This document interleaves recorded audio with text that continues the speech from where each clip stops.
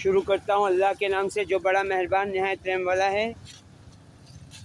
तमाम मुसल्लह अफवाज के सरबराह field marshal general हाफिज़ सैयद आसिम मुनी और ISI inter services intelligence chief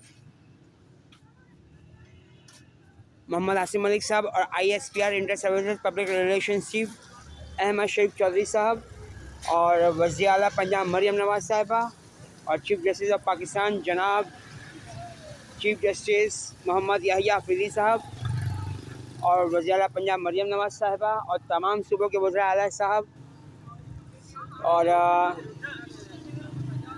वज़ीर आज़म पाकिस्तान जनाब मोहम्मद शहबाज शरीफ साहब और सदर पाकिस्तान जनाब मोहम्मद आसिफ अली जरदारी साहब और डोनाल्ड ट्रंप हमारे जर्मनी के यहूदी किंग अंकल।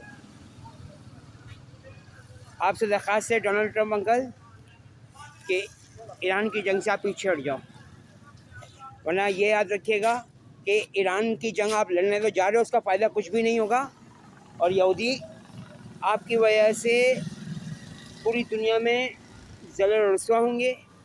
और ख़ास तौर पर नेतन्याहू ये हरकत आपके लिए करवाना चाह रहा है।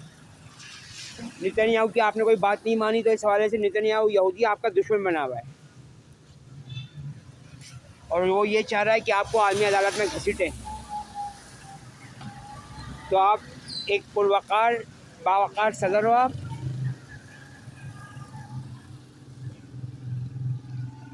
तो अल्लाह ताला ने आपको इज़्ज़त दी है कि आपको अमेरिका का सदर बनाया, तो अपनी इस इज़्ज़त को आप बरकरार रखो आप। और नेतन्याहू यहूदी अंकल की कोई भी बात मानने से अब इनकार कर दो, साफ साफ इनकार कर दो आप।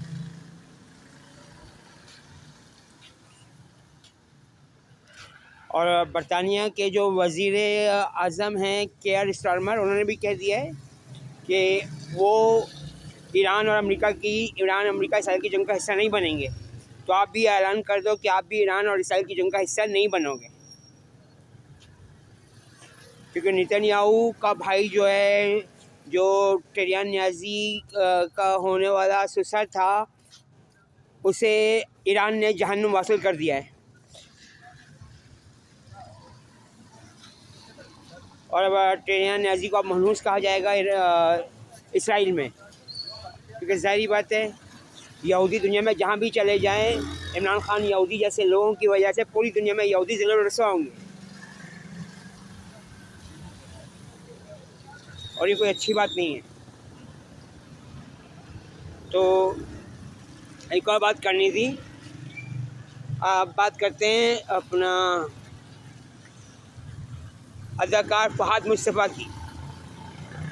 फ़हाद मुस्तफ़ा ने अपने वालिद के बारे में अपना तारुफ ये क्या करवाया कि ये उनके बाप लगते हैं सलाउद्दीन। तो फ़हाद मुस्तफ़ा के जहन में अगर सुल्तान सलाउद्दीन अय्यूबी का कहीं भी कोई गुज़र मौजूद है या वो सुल्तान सलाउद्दीन अय्यूबी का नाम अपने वालिद के नाम के लिए इस्तेमाल करना चाह रहे हैं, तो ये बता दूं मैं कि सुल्तान सलाउद्दीन अय्यूबी एक ही थे, जबकि फ़हाद मुस्तफ़ा का नाच गाने और दूसरे लफ्ज़ों में मिरासी ख़ानदान से ताल्लुक़ है।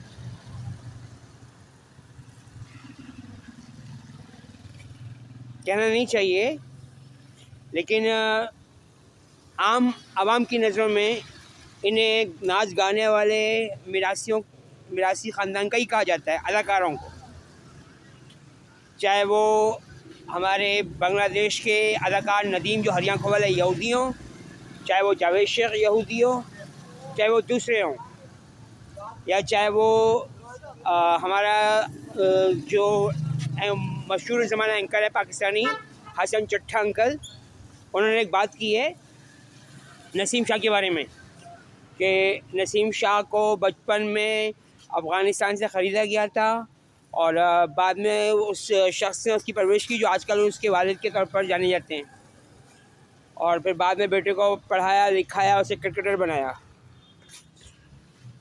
और गौहर भट्ट अंकल ने बिल्कुल ठीक बात की है कि हमारे यहूदी ख़ानदान के नसीम शाह, शाहीन शाह अफरीदी, मोहम्मद रिजवान जो खैबर पख्तूनख्वा के क्रिकेटर हैं और यहूदी हैं।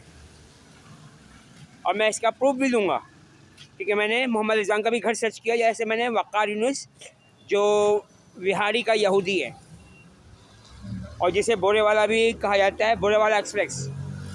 पिंडी एक्सप्रेस की तो बात ही अलग थी। मैं शोएब अख्तर की बात कर रहा हूँ, जो गुस्से का भी तेज़ थे और बेहतरीन इंसान भी थे और एक बेहतरीन बॉलर भी थे। और अल्लाह का शुक्र है कि शोएब अख्तर जो है वो मोहम्मद मुस्तफ़ा सल्लल्लाहु अलैहि वसल्लम के दुश्मन इमरान खान यहूदी को सपोर्ट नहीं कर रहे हैं, और ना शाहिद आफरीदी मोहम्मद मुस्तफ़ा सल्लल्लाहु अलैहि वसल्लम के दुश्मन इमरान खान यहूदी को सपोर्ट करते हैं। अल्लाह का शुक्र है कि इन यहूदियों को, यानी इमरान खान यहूदियों को और PTI जो यहूदियों की जमात है, उनको सपोर्ट नहीं किया जा रहा, क्योंकि यहूदी दुनिया में जहाँ भी जाएंगे अल्लाह ताला ने कुरान पाक में कहा है कि इनको ज़िल्ल और रुस्वा करूँगा, क्योंकि अपनी हरकतों से, अपनी खसलत से, अपनी बदतमीज़ी से, अपनी गालम गलोच से, अपनी बदमाशी से, अपनी दादागिरी से, अपने गैर इंसानी सलूक की वजह से और मुल्क दुश्मनी की वजह से, दीन इस्लाम से दुश्मनी की वजह से और तमाम मज़हब से दुश्मनी की वजह से ये ज़िल्ल और रुस्वा होंगे। बात वही है कि जब तक ये मोहम्मद मुस्तफ़ा सल्लल्लाहु अलैहि वसल्लम को ख़ातिमुन नबी नहीं मानेंगे, तब तक ये ज़िल्ल और रुस्वा होते रहेंगे।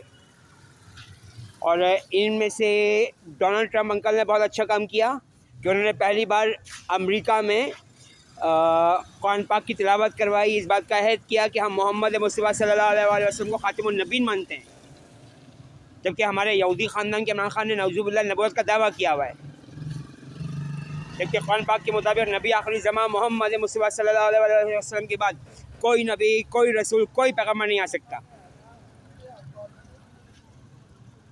तो एक और बात थी, आज़म न्याज़ी जो है, उनके पास जो गाड़ियाँ मौजूद हैं उनमें से एक गाड़ी का नाम हायर है और एक का नाम यूटोंग है। और हमारी यहूदी कम्युनिटी की खास हिदायत है कि अपनी कंपनी के नामों में कोई भी बिजनेस हो उसमें जी का लफ्ज़ लाजमन शामिल करना है। तो यूटोंग में भी जी आ रहा है और हायर में भी जी आता है। और ये काम जो है यहूदी करवा रहे हैं, और आज़म खान न्याज़ी जो हैं वो हमारी यहूदी कम्युनिटी की गाड़ियाँ यूज़ कर रहे हैं। और आज़म खान न्याज़ी के बारे में भी मैंने प्रूफ हासिल कर लिया, वो भी यहूदी ही हैं। मैं इसका भी प्रूफ दूंगा, बगैर प्रूफ के मैं बात नहीं करूंगा, मैं इसका भी प्रूफ दूंगा आपको, बेफिक्र हो जाओ। और इनके अपने घर से प्रूफ उठा के दूंगा मैं आपको। अल्लाह ताला हमारे यहूदी ख़ानदान के लोगों को हिदायत दे कि पाकिस्तान में अमन व अमान से रहा जा सकता है, लेकिन ये रहते नहीं हैं ये लोग।